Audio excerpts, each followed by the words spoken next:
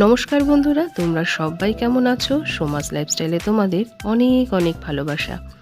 আজকে শনিবার আর এখন সকাল 10:30 মতন বাজে। শ্রীমতীর আজকে পড়া আছে, যদিও ওর দুধটা রেডি করে দিয়েছি। এই দেখো কি অবস্থা, একেবারে ক্যামেরাটায় যেন সেই ঘিরে ধরে কুয়াশা যখন, সেরকম ঝাপসা হয়ে গেল। আসলে যেটুকু দুধ আর বাকি আছে সেটুকুকে না একটু গরম করে এই যে শটটাকে তুলে নিচ্ছি। একদম ঝাপসা হয়ে গেল, তোমরা কিছুই বুঝতে পারছো না, দেখেছো? শটটাকে তুলে নিচ্ছি। আসলে এত একটু একটু করে সর জমিয়ে ঘি তৈরি করি।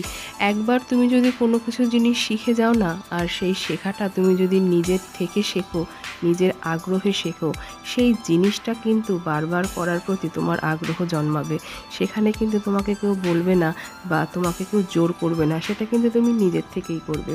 যেহেতু আমি ঘি বানানোটা শিখে গেছি, তাই কিন্তু আমি বারবার করেই চেষ্টা করি যতটা সম্ভব শটটাকে তুলে রাখা, যেহেতু আমি ঘি বানানোটা শিখে গেছি। আর যদি ঘি বানানো না শিখতাম, তাহলে হয়তো শটটা যেরকমভাবে আগে ফেলে দিতাম বা খেয়ে ফেলতাম, সেটাই হয়তো করতাম।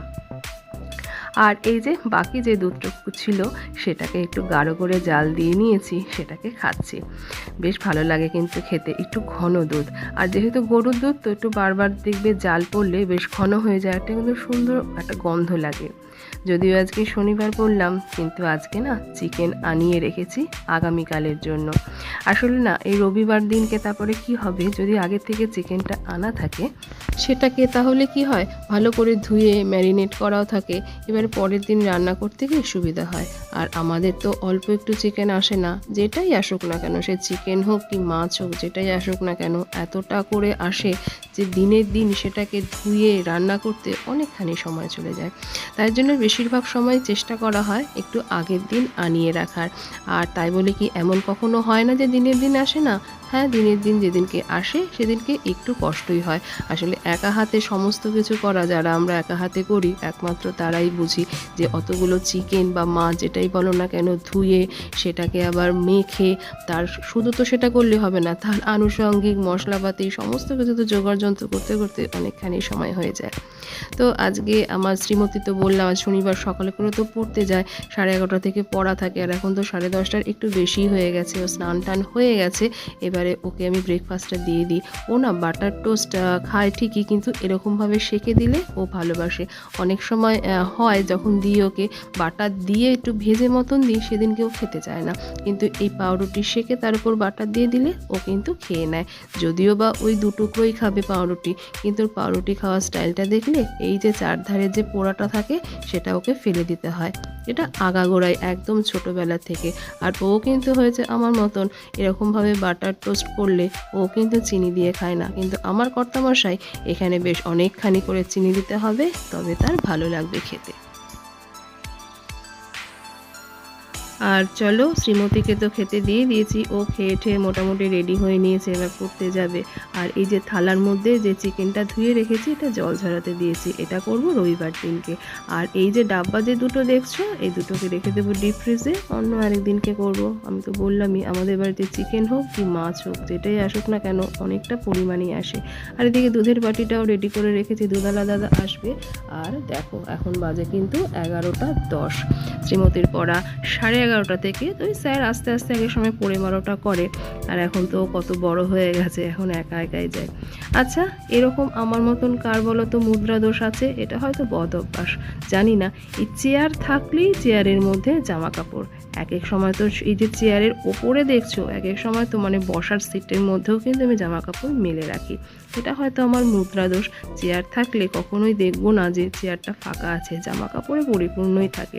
আর এই রসগোল্লা দুটি না গড়াগড়ি খাচ্ছে। আমার কর্তামশাই যে কোনো প্রকারের মিষ্টি প্রচণ্ড ভালোবাসে, আমার শ্রীমতী রসগোল্লা ভালোবাসে, কিন্তু আমার কর্তামশাই এই রসগোল্লাটি এনেছে শ্রীকৃষ্ণ মিষ্টান্ন ভাণ্ডার থেকে। এই মিষ্টির দোকানের প্রত্যেকটি মিষ্টি, ইভেন সিঙ্গারা এত সুন্দর খেতে, কিন্তু ওদের রসগোল্লাটি খেতে আমারও ভালো লাগেনি, আমার শ্রীমতীরও ভালো লাগেনি। তারাও দোকানের নামটা ভালো করে দেখানোর চেষ্টা করছি। এই দোকানের সিঙ্গারাই কিন্তু ভীষণ ভালোবাসে আমার শ্রীমতী, আমিও খুব ভালোবাসি, এমনকি দাদা, আমার কর্তামশাই সবাই ভালোবাসে, কিন্তু এই রসগোল্লাটি একদমই ভালো লাগেনি, যার জন্য রসগোল্লা দুটি খালি গড়াগড়ি খাচ্ছে। আর ওই যে আমার শ্রীমতী রেডি হচ্ছে। তো চলো, এদিকে শ্রীমতী তো বেরিয়েও গেছে পড়তে, আর আমিও কিন্তু স্নানটি সেরে নিয়েছি। আর আজকে তো শনিবার, নিরামিষ। অনেকক্ষণ ধরে ভেবেছিলাম যে কি রান্না করব, যদিও কালকে কর্তামশাইয়ের সঙ্গে আলোচনা হচ্ছিল যে আজকে তো শনিবার কি রান্না করবে। যদি কর্তামশাই না থাকতো বাড়িতে, মানে কর্তামশাই এখন কদিনের জন্য বাড়িতে আছে, আবার বেরিয়ে যাবে অফিস টুরে বাইরে, সেই জন্যই আর কি বললাম যদি কর্তামশাই বাড়িতে না থাকতো আমি আর শ্রীমতী খেলে হয়তো একটু সেদ্ধ ভাতই খেয়ে নিতাম। আর শনিবার দিন মাথায় দুখানা খাবারের কথা ভীষণ মনে পড়ে, এক হলো পোলাও আর এক হলো খিচুড়ি। কর্তামশাই যদি বাড়িতে থাকে খিচুড়িটা আমি করি, যেহেতু আমার শ্রীমতী খুব একটা খিচুড়ি ভালোবাসে না, একার জন্য খিচুড়ি কী রান্না করব। তাই আমি আর আমার কর্তামশাই আর শ্রীমতীও প্রসাদের মতন খায়। আরেকটা যেটা মনে পড়ে সেটা হলো পোলাও। এই যে যেটা দেখালাম সেটা হলো ওই যে আমি তেল রাখি জানো তো, এরকম এই যে প্রিলের যে ছোট ডাব্বা আছে তার মধ্যেই রাখি। আসলে ওদের মুখটা এত সুন্দর সরু হয়, এটা দিয়ে কিন্তু তেল ঢালতে খুবই সুবিধা হয়। এই ছোট ডাব্বার মধ্যে সাদা তেল আর সর্ষের তেল রেগুলার ইউজের জন্য রেখে দিই। আর একটা বড় যে 1 লিটারের যে জলের বোতল আছে সেগুলোর একটার মধ্যে রাখি বাকি যে সর্ষের তেল আর বাকি সাদা তেলটা। তো যেটা বলছিলাম যে দুটো খাওয়ার কথা, এই যে দেখো এই যে এইরকম একটা বড় 1 লিটারের মধ্যে রেখে দিয়েছি এই সাদা তেল। আর এটা বলছি সাদা তেল, আসলে এখন আমাদের রাইস ব্র্যান্ড অয়েলটাই আসে, এখন আমাদের কোনো সানফ্লাওয়ার অয়েল বা সয়াবিন অয়েল এটা আসে না, রাইস ব্র্যান্ড অয়েলটাই ইউজ করি। আর এটাকে কিন্তু জামা কাপড় পরিয়ে রাখি, তারপরে যখন প্যাকেটটা একটু আঠা আঠা বেশি হয়ে যায় তখন সেটাকে ফেলে দিই, কিন্তু আমার ভেতরের বোতলটি কিন্তু পরিষ্কার পরিচ্ছন্নই থাকে। আর যেটা বলতে বলতে বারবার আটকা পড়ে যাচ্ছি, শনিবার দিন ওই যে নিরামিষের মধ্যে মাথায় স্ট্রাইক করে দুটো খাবার, পোলাও আর খিচুড়ি। আর খিচুড়ি তো বললাম আমি আমার কর্তামশাই ভীষণ ভালোবাসলেও আমার শ্রীমতী খুব একটা ভালোবাসে না, তাই পড়ে রইল অপশান হিসাবে পোলাও। তো আজকে পোলাওটাই করলাম। আর আমি তো পোলাও এভাবেই করি, খুব সাধারণ সিম্পল সাদামাটাভাবে, যদিও পোলাও করতে আমি একদমই পারতাম না, এবং কোনো একটা সময় আমি একজনের কাছে পোলাও রান্না শিখতে চেয়েছিলাম, কিন্তু আমাকে সে কখনোই হাতে ধরে শেখায়নি। ওই বলে না ট্রায়াল অ্যান্ড এরর মেথড, ওই ট্রায়াল অ্যান্ড এরর মেথডেই কিন্তু আমি পোলাও রান্নাটা শিখেছি, এবং আমি মোটামুটি এখন পারি পোলাওটা রান্না করতে। তাই আমাকে না কেউ কিছু যদি কখনো বলে যে তুমি কোন রান্নাটা করতে বেশি সাবলীল, আমি এক বাক্যে এখন বলে যেতে পারি যে পোলাওটা আমার কাছে সবচাইতে ইজিয়েস্ট মেনু। তো শনিবার নিরামিষে, তাই আজকে করলাম পোলাও, আর হবে নিরামিষ আলুর দম, আর করব বেগুনি। আর আজকে যেহেতু একটু দেরি হয়ে গেছে, একটু কিছু এক্সট্রা কাজ সারতে মানে ব্যস্ততায় ছিলাম, যার জন্য না আলুর দমটা আজকে একটু সেদ্ধ করেই করছি, মানে আলুটা সেদ্ধ করে আর কি। আলু সেদ্ধ করে আলুর দমও কিন্তু খুব একটা খারাপ লাগে না। ওই চোখলা সমেত প্রেশার কুকারে সিটি দিয়ে নিয়েছি, তারপরে এই কড়াইয়ের মধ্যে না ওই একটুখানি রেগুলার মশলা যা থাকে, ধনের গুঁড়ো, জিরের গুঁড়ো, লঙ্কার গুঁড়ো, হলুদ আর সর্ষের তেলের মধ্যে তেজপাতা আর সাদা জিরে ফোড়ন দিয়ে মশলাটাকে বেশ করে কষিয়ে নিচ্ছি। আর এই যে আলুটাকেও মোটামুটি চোখলাটা ছাড়িয়ে ঠাড়িয়ে নিয়েছি, আর আলুটা টুকরো করে এবার মশলার সঙ্গে কষাবো। আর দেখো আমার পোলাও কিন্তু একদম রেডি। এটা এখন এরকম মনে হচ্ছে, কিন্তু ঠান্ডা হয়ে গেলে কিন্তু ঝরঝরেই হয়ে যাবে। আর এই মশলাটা কষানোর মধ্যে দিয়ে নিয়েছি পরিমাণ মতো নুন আর মিষ্টি। মিষ্টিতে আমি চিনিটাই তো বেশিরভাগ ইউজ করি, তবে আজকে কিন্তু প্রসাদের নকুলদানা বলো বা মিষ্টি বলো ওটা দিইনি, ঠাকুর ঘরেই রয়ে গেছে, আমার আর নামানোই হয়নি।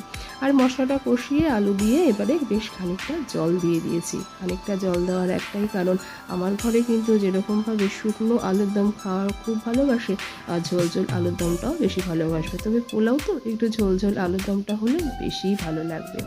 আর এদিকে আমার পোলাওটা আমার যেন কোথাও মনে হয় তুমি যদি নতুন চাল দিয়ে করো, চালটা কিন্তু একটু ভেজে নিয়ে করলে তবে পোলাওটা ঝরঝরে হবে।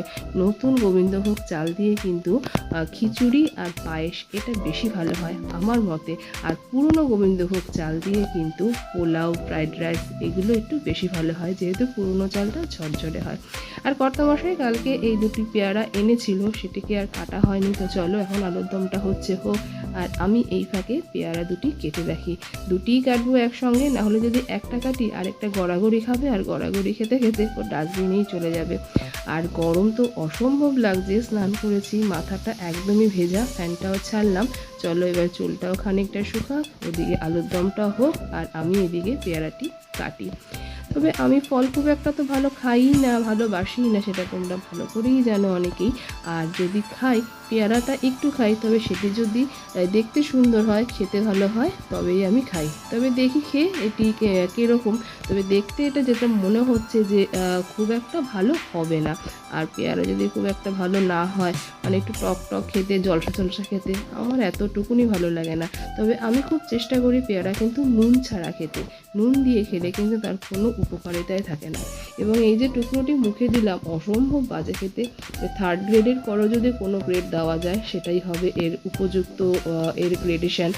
মানে এত টক খেতে, জলসা পানসা, মানে এটা নুন দিয়ে, মানে বলতে পারো যে পেয়ারাটা ভালো করে না মেখে খেলে এর স্বাদ এতটুকুনি পাওয়া যাবে না।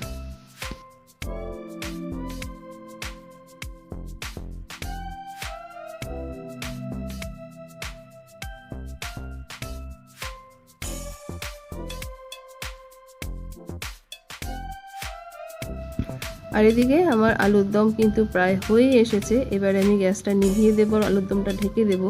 আর এটা কিন্তু ঠান্ডা হয়ে গেলে একটু ঝোলটা গাঢ় হয়ে যাবে। আলু তো ঝোলটা একটুখানি গাঢ় হয়ে যাবে, আবার সেদ্ধও করা আছে। আর একটুখানি যখন খাওয়ার আগে একটুখানি ভেঙে ভেঙে দেবো, তাহলে কিন্তু বেশ সুন্দর হবে। আর আমার বুদ্ধি, ওই থালা দিয়ে কি এই কড়াই কখনো ঢাকা যায়? ও থাক, ওটাকে এখনো অন্য থালা দিয়ে ঢাকতে হবে। আর 2-1 ফোঁটা করে কিন্তু বৃষ্টিও পড়ছে। মেয়েটি না আমার ছাতা নিয়ে যায়নি, এই একটা আমার মেয়ে হয়েছে। তো যাকে, আর এই যে দেখো বলছিলাম না যে ওষুধ তো ট্রিটমেন্টটা তো আমার চলছে। আর যেহেতু আমি ওষুধ খেতে একদমই ভুলে যাই, তাই এই ওষুধটি রেখেছি কিন্তু আমি রান্নাঘরে। আর এটি খেতে হবে খাওয়ার আগে 2 বার আর কি, দুপুরে খাওয়ার আগে, রাতে খাওয়ার আগে, যে তাতে করে আমি এটা রেখেছি না রান্নাঘরে। আর সকালে যেটা খালি পেটে খাওয়ার ওষুধ, সেটাকে রেখেছি ঘরে। মানে সকালবেলায় ওই ওষুধটি খেয়ে তারপরে ঘর থেকে বের হই।